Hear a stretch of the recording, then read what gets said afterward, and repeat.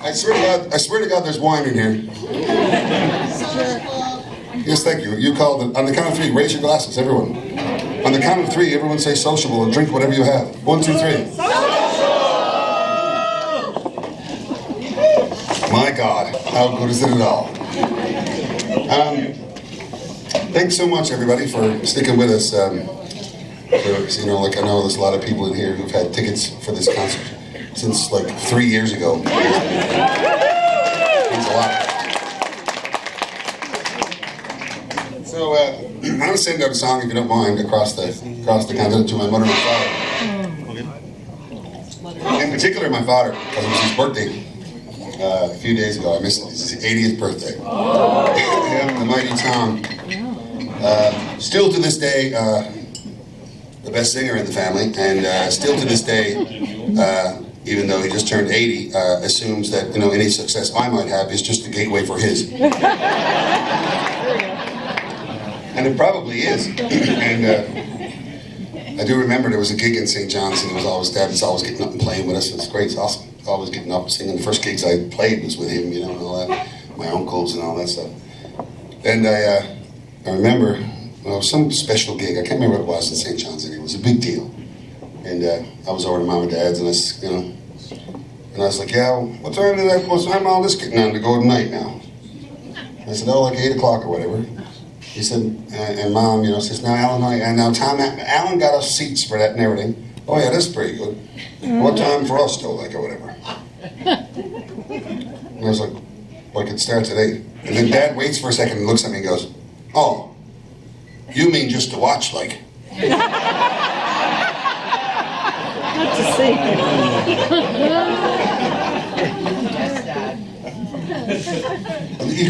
There's no getting ahead of it. It's like, I remember one time telling him, where are you two today, my son? We're in New York. We're playing Carnegie Hall. Yes, myself and Uncle Ronnie played St. George's Hall one time in February.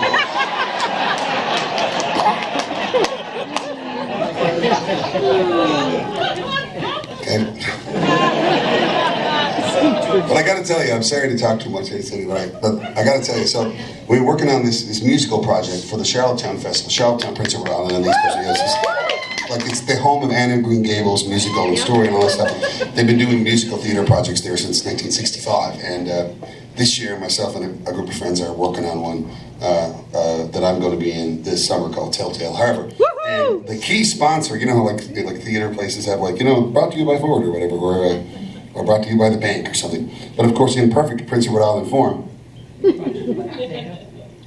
the key sponsor for the festival is the Prince Edward Island Potato Board, and I kid you not. I'm serious. So, in an act of what I can only think is genius, and I don't blame you if you think I'm exaggerating here, by the way, but when you look it up, you'll look it up and you'll see it. The PEI Potato Board said, how about we do a promotion where we do every bag of potatoes. Now this is like the Idaho of Canada, right? Like, this is every potato comes from it, basically. Every grocery store in the country now has, instead of like a bag that says PEI potatoes, russets or whatever, it says Telltale Harbour, and if you flip it over, there's a picture of me holding 2 potatoes with a Telltale Harbour t-shirt. You can win a trip for 2 to Prince Edward Island to see Telltale Harbour. Now, that was not meant to be a shameless plug. Because here's the rub. I missed Dad's birthday, right? Because I was in Prince Edward Island. So, sorry, Todd, to keep you waiting. I'm sorry. But you've met my dad. I mean, and it's like, so, you know, and if, I hope I'm not oversimplifying our Petty Harbour traditional diet, but white bread and potatoes fares fairly high on the ingredient list, you know. So what I did for my father's 80th birthday was I sent him a bag of potatoes with my face on,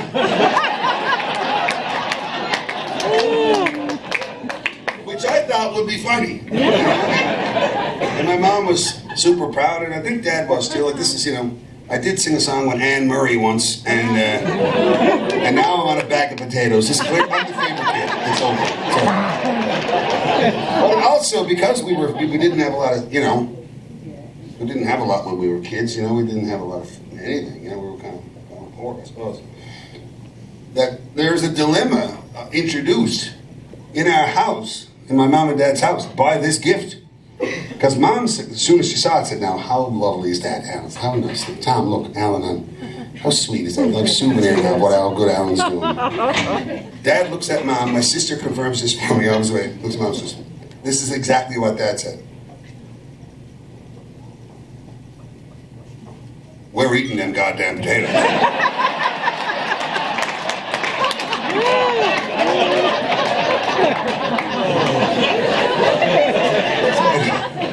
The back and forth went on for quite some time about the potatoes, whether they were souvenir potatoes or not.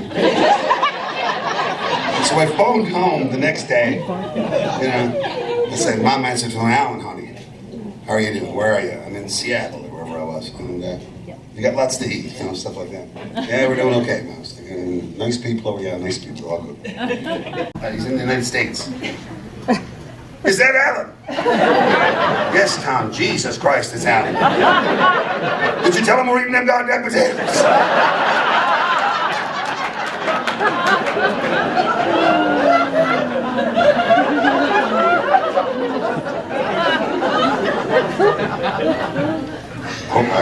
Needless to say, the potatoes are not gone. But you know, my mom and dad always had a way of making something out of nothing. You know, and we had all you need to know is we had a piano and a piano accordion and a guitar before we had a fully functioning bathroom or a car. This is for Tom and Jean. Thanks, Todd.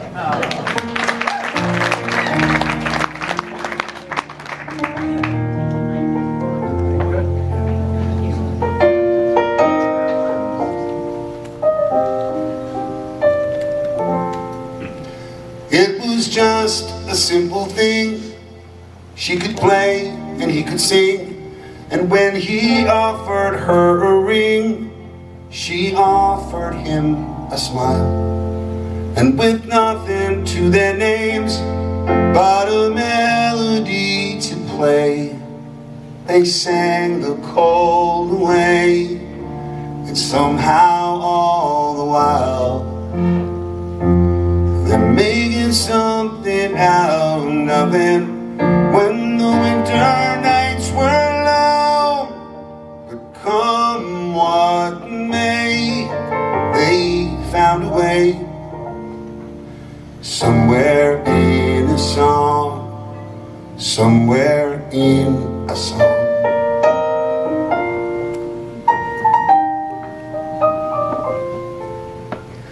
And the tunes that they performed gave them shelter from the storms, and the waltzes kept them warm when the drums were all but dry, and the harmonies grew strong when the children came along. Then somehow, in a song, our family survived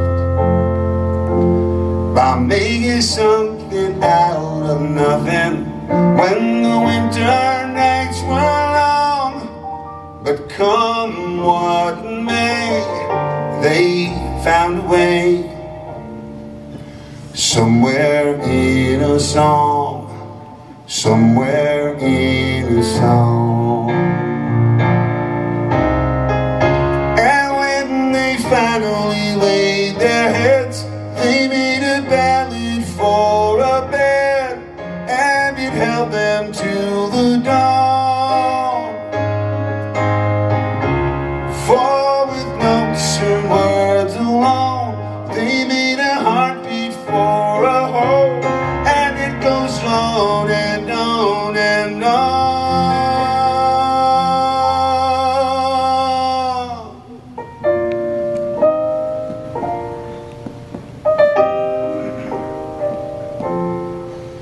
By making something out of nothing.